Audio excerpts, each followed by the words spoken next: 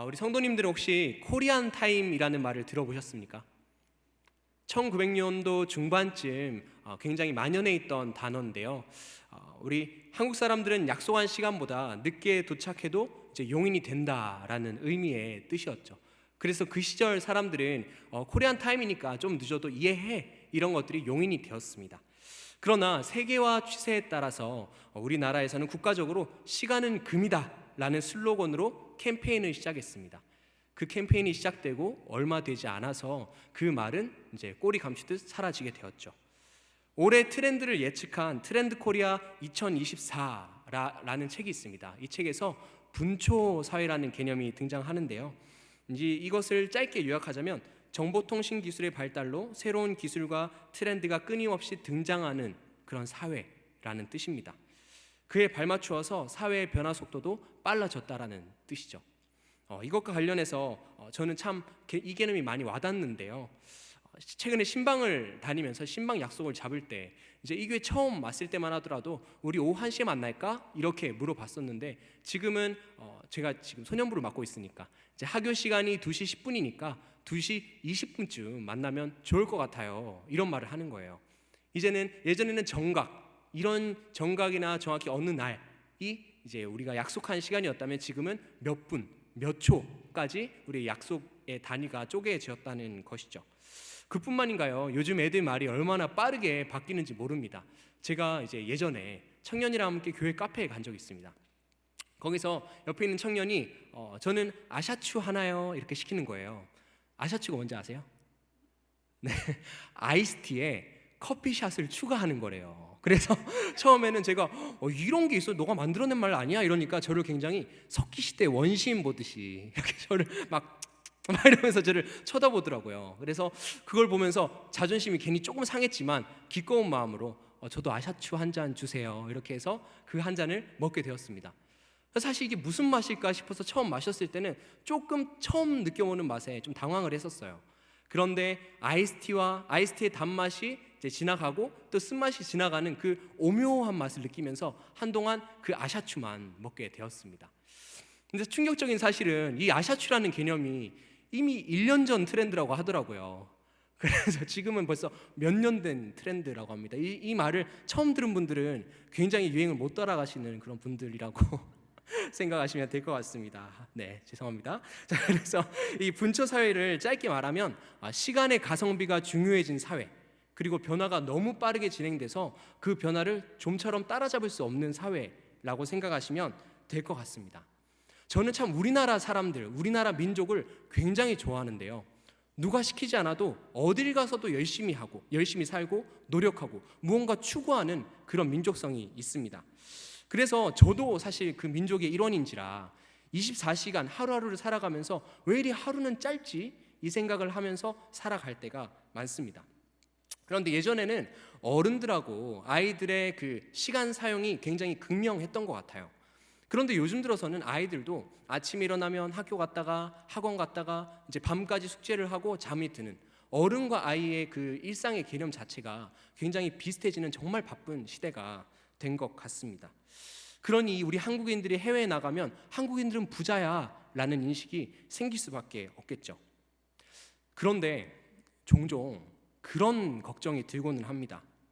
왜 우리는 이렇게 아둥바둥 살아야 될까? 도대체 무엇을 위해서 이렇게 아둥바둥 살아야 되는 거지? 라는 그런 생각이 들 때가 많습니다. 그래서 이런 고민을 저희 크리스찬들만 하는 건 아닌 것 같습니다. 한때 사회에서 그 고민에 대한 대안으로 이런 슬로건이 유행한 적이 있었죠. 자유를 찾자, 내 자유가 너무나도 중요하다, 이런 슬로건이 유행한 적이 있었습니다. 그 유행의 말로써 이제 진행되었던 운동이 버킷리스트였죠. 인생을 살면서 이런 자유를 한 번쯤은 꿈꿔봐야 된다. 나는 에베레스트 산에 갈 거다. 나는 어떤 옷을 입을 거다. 나는 이 사람을 꼭 만나야지. 이런 버킷리스트들이 한때 유행했던 적이 있었습니다. 버킷리스트 괜찮죠. 좋은 운동이었던 것 같습니다. 그러나 더 나아가서 그 유행이 점점 진화되자 내 자유를 찾기 위해서 나는 이 회사를 그만둘 거야. 나는 자유를 위해 떠날 거야. 이런 데까지 나아가는 겁니다.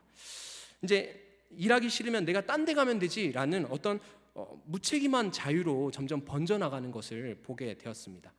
하지만 저희들이 경험하다시피 그 모든 것들이 지나가고 남는 것은 무엇일까요? 허무였습니다. 세상 사람들조차도 한때 유행했지만 그 유행이 끝나가며 점점 유행이 사그라드는 과정 가운데 사람들이 느꼈던 감정, 이걸 다 해봤자 허무하다, 이걸 다 해봤자 남는 것이 무엇이지 하면서 다시 바쁜 일상으로 복귀가 되었죠.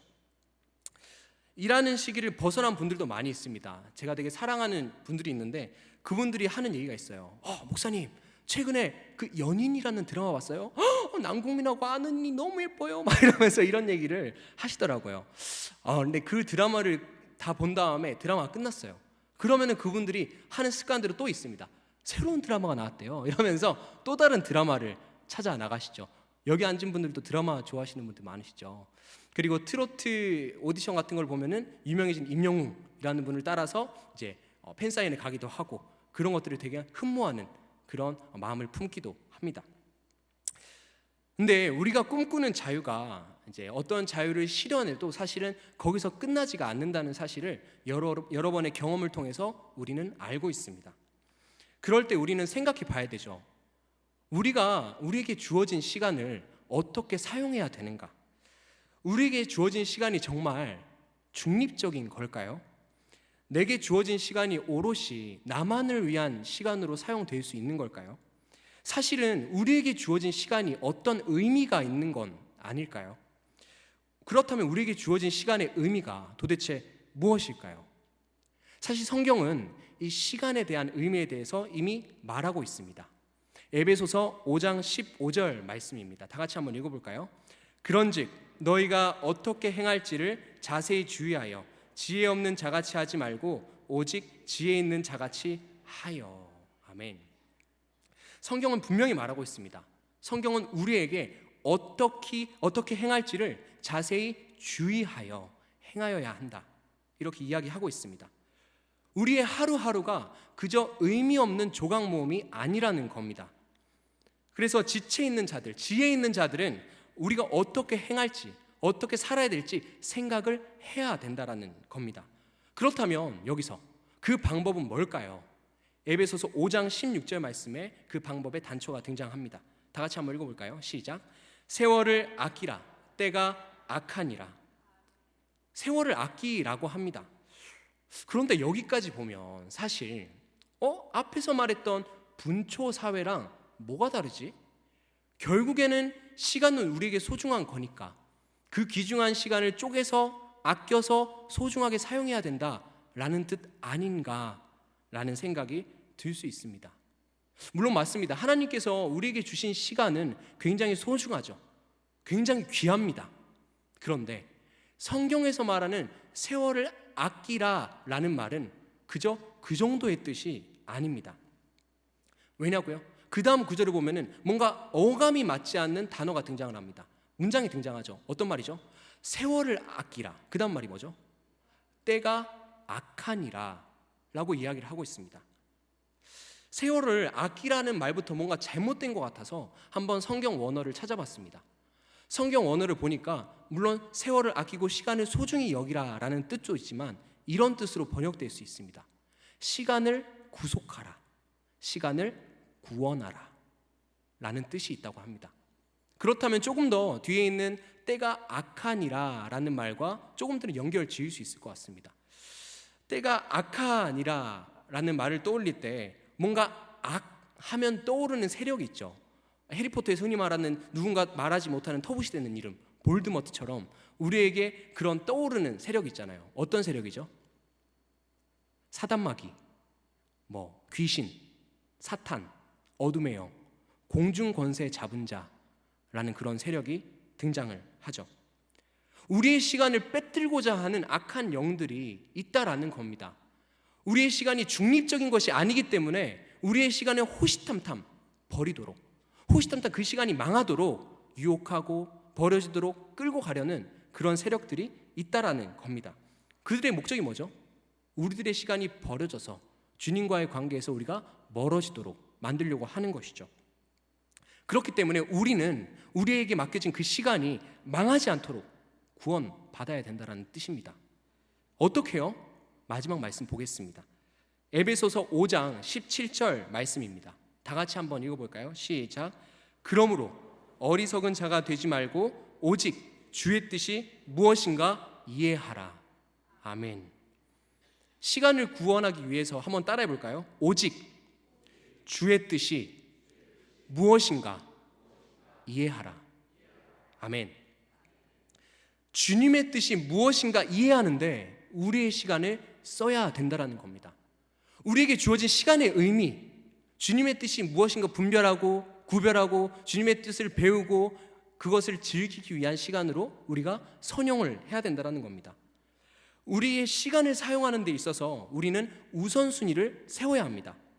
세상이 어떤 가머니설로 우리를 속여도 나를 소중히 하는 시간은 분명히 주님의 품 안에서 치대고 뒹굴고 소통하는 시간이라는 사실을 기억해야 합니다.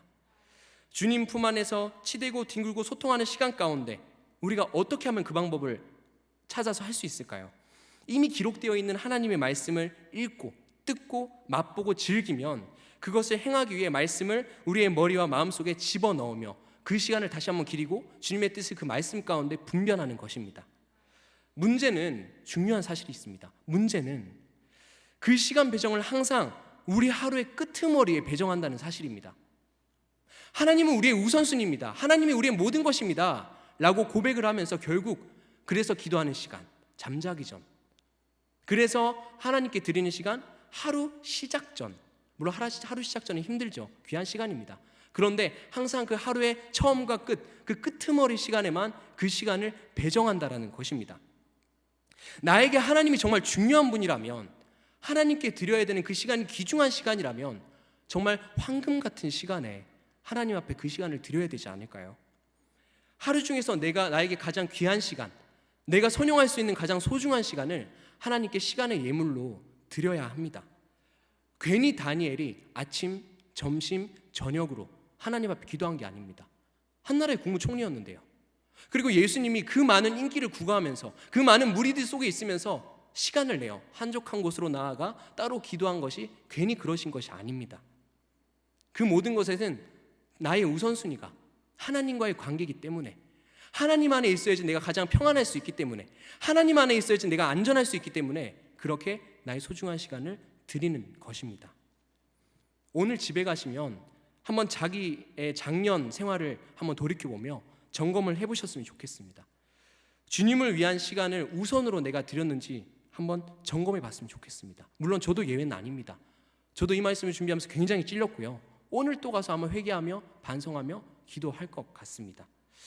올해를 작년과 똑같이 그저 흘러가는 시간처럼 살지 마시기 바랍니다. 지금 늦지 않았습니다. 올 한 해 주님 앞에 시간의 예물을 어떻게 드릴지 고민하고 계획하는 우리 성도님들 되시기를 축복합니다. 그러기 위해서 올 한 해 가장 먼저 버려야 되는 시간 사용이 있습니다. 어떤 시간 사용일까요? 마음속에 있는 내 죄성이 가장 먼저 주일이 되면 속삭이는 소리죠. 어떤 시간이죠? 오늘은 졸리니까 교회 안 나가야지. 이때까지 예배 잘 드렸으니까 가족여행이나 가야지. 나는 이제 오늘 날씨가 너무 좋은데 영상 예배 드려야겠다. 이런 소리가 마음속에서 들려올 때가 있습니다.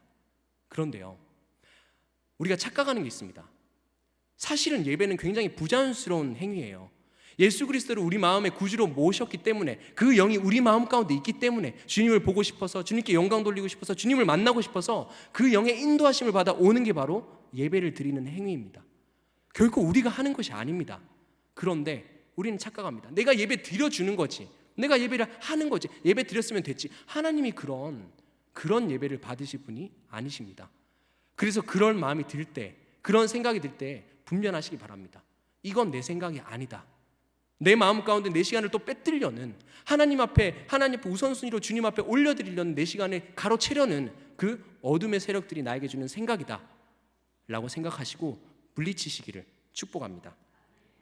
다시 한번 말씀드립니다. 우리의 시간이 하나님 안에 있을 때 가장 안전함을 느낍니다. 우리의 삶이 하나님의 뜻 가운데 이해될 때 우리는 비로소 성숙할 수 있습니다. 이 시간이 내게 주어진 이유가 무엇인지 고민해보고 그 시간에 가장 값지게 사는 우리 사랑하는 한성교회 성도님들 되시기를 축복합니다. 정말 마지막으로 말씀 한 구절 더 읽도록 하겠습니다. 고린도전서 13장 12절 말씀입니다. 다 같이 읽겠습니다. 우리가 지금은 거울로 보는 것 같이 힘이 안 그때에는 얼굴과 얼굴을 대하여 볼 것이요 지금은 내가 부분적으로 아나 그때에는 주께서 나를 아신 것 같이 내가 온전히 알리라. 아멘. 이 땅을 밟는 시간 가운데 우리가 아무리 발버둥 쳐도 우리가 아무리 매달려도 사실은 우리는 하나님을 부분적으로밖에 알아갈 수밖에 없습니다. 부분적으로 은혜를 체험하고 또 체험받고 부분적으로 은혜를 잃었다가 또 갈급함 가운데 다시금 회복되고 우리는 그렇게 부분적으로 하나님을 느끼고 만나고 체험할 수밖에 없습니다. 그러나 이 말씀 가운데 분명히 하나님은 약속하시고 말씀하십니다. 지금은 이해하지 못해도 언젠가는 깨닫게 될 것이다. 하나님을 믿는 삶이 정말 옳다고 생각하신다면 우리가 하나님 앞에 우리의 자세를 똑바로 한번 다시금 고쳐 세우길 바랍니다. 예수님을 모르는 사람처럼 사는 것을 내 생활이 예수님을 모르는 사람처럼 살고 있는 생활이라면 그 생활을 다시 한번 점검해보고 부끄러워하는 마음으로 주님 앞에 나아가시기를 축복합니다.